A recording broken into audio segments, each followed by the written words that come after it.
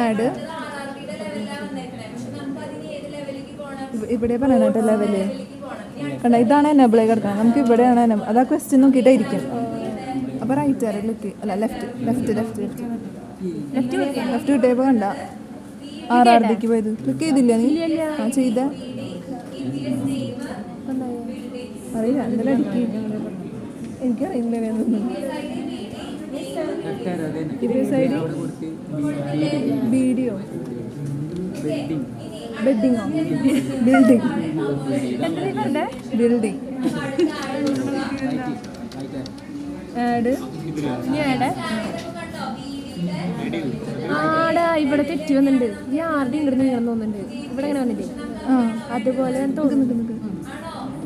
അതെ കറക്റ്റാണ്. ഞാൻ ന്യൂ മാറ്റം building CBD commercial building left arrow sorry right arrow building commercial building right അതിന്റെ മുകളിലത്തെ RRB മുകളിലേക്ക് അത് റൈറ്റ് കൊടുക്കുക. കാരണം എന്താ വെച്ച് കഴിഞ്ഞാൽ ഈ FRD റോഡിന്റെ അതിലേക്ക് കൊണ്ടുപോകാം. സൈഡ് RBD ഇനി അതൊന്ന് left residential building residential building നമ്മുടെ RRD FRD വന്നത്.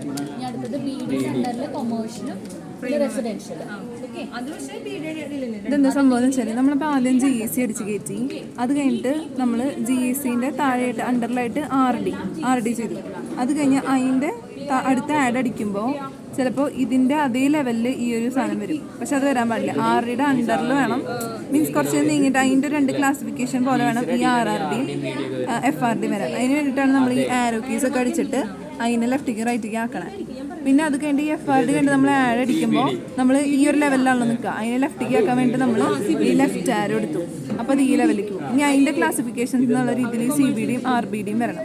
അതിന് വേണ്ടി നമ്മൾ റൈറ്റ് എടുക്കുക.